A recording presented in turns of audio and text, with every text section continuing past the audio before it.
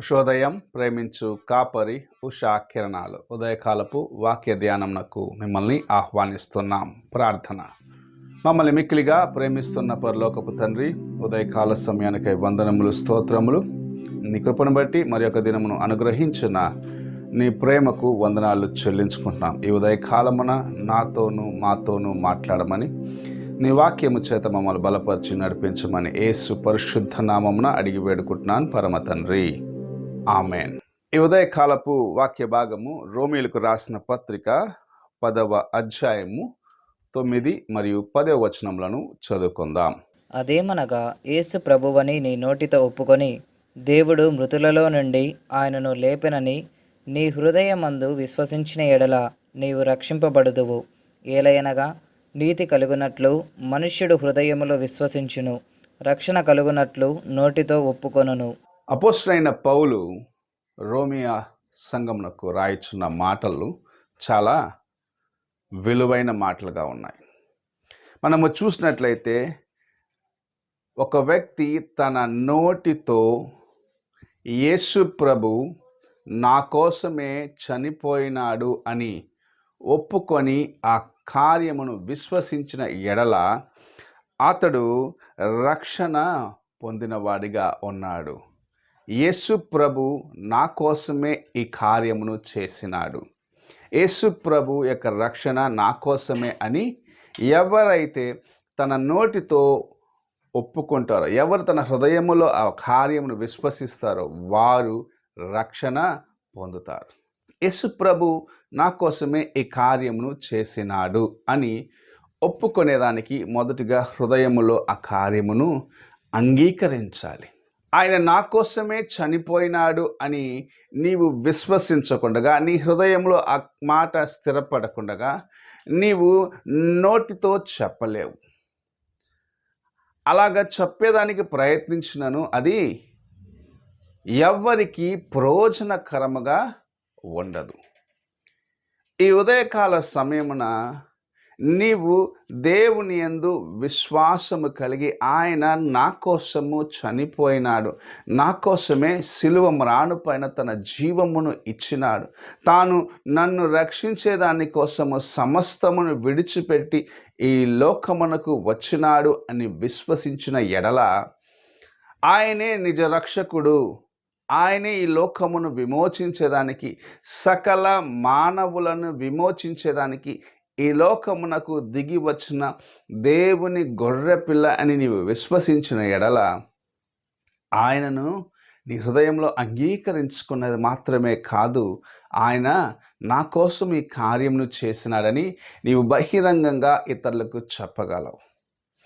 ఎప్పుడైతే నీవు నీ హృదయములో ఆయన యొక్క కార్యములను భద్రపరుచుకుంటున్నావు, ఎప్పుడు నీ హృదయములో ఆయన యొక్క వాక్యము నివసిస్తుందో, ఆయన యందు విశ్వాసము స్థిరపడుతుందో, అప్పుడు నీవు దేవునికి సన్నిహితుడిగా అనగా నీ జీవితంలో ఉన్న పాత పాపపు స్వభావము నిన్ను విడిచి బయటకు వెళ్ళిపోతుంది. నీవు దేవుని యందు విశ్వసించిన ఎడల, అనగా యేసు ప్రభు యొక్క సిలువ మరణం పైన విశ్వసించిన ఎడల నీవు ఆయన పునరుద్ధానాన్ని విశ్వసిస్తున్నావు గనుక నీకు విమోచన ఉన్నది. ఈ ఉదయ కాలమున ఎవడైతే తన హృదయంలో దేవుని యొక్క వాక్యమును విశ్వసిస్తున్నాడో, ఎవరైతే ఆయన చేసిన ఆ గొప్ప త్యాగమును విశ్వసిస్తున్నా, ఆయన ఈ లోకమునకు వచ్చినది నా కోసమే అని విశ్వసిస్తున్నారో, అతడు తన నోటితో ఇతరులకు ఆయన గురించి సాక్ష్యము చెప్తాడు. ఆ సాక్ష్యము చెప్పే కార్యము మనము ఆయనను ఎంతగా ప్రేమిస్తున్నాం, లేకపోతే ఎంతగా ఆయనను మన హృదయములో చేర్చుకొని ఉన్నామనేది ఇతరులకు బయలుపరిచే కార్యము. ఇలాగూ చేసిన ఎడల నిజముగా దేవుని ప్రేమను నీవు నీ జీవితంలో ఇతరులకు చూపించగలవు. ఈ ఉదయకాల సమయంలో నేను యేసు ప్రభుని ఎరిగి ఉన్నాను, ఆయన కార్యములు నా జీవితంలో అనుభవిస్తున్నాను అని చెప్పే ప్రియ సహోదరుడా, సహోదరి, నీవు ఆయనను పూర్ణముగా నీ హృదయములో అంగీకరించి ఉన్నావా? ఆయన పాప క్షమాపణ ఇచ్చినది నీ జీవితంలో నువ్వు అనుభవిస్తున్నావా? ఆయన రక్తము చేత కడగబడ్డావా అని ప్రభు నీ ముందు ఈ ప్రశ్న వస్తుంది. అలాగ ఉన్నట్లయితే నీవు ఆయన యందు కలిగి ఉన్న విశ్వాసమును నీ మాటల ద్వారాగా నీవు ఇతరులకు బయలుపరిచే కాలము సమీపముగా ఉన్నది. ఈ లోకము తన అంతము వైపు వెళ్తుంది. యేసు ప్రభు తిరిగి రానై ఉన్నాడు. ఆయన ఇదిగో నేను త్వరగా రానై ఉన్నాను అని చెప్పి మన మధ్య నుండి పరమునకు వెళ్ళిపోయినాడు. తిరిగి ఒక దినమున రానై ఉన్నాడు.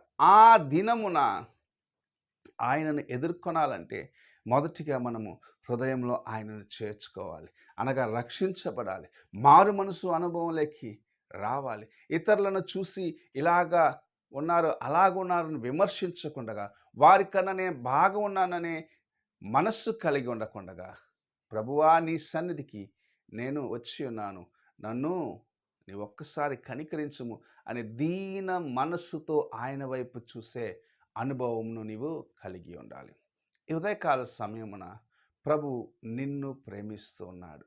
నీకోసం సమస్తము చేసినాడని నీ విశ్వసించిన ఎట్లా ఆయన నీ హృదయంలో అంగీకరించి ఇతరులకు ఆ ప్రేమను ప్రకటించే కృపను ప్రభు నీకు అనుగ్రహించిన. నీవు అలాగ చేయగలుగుతున్నావా?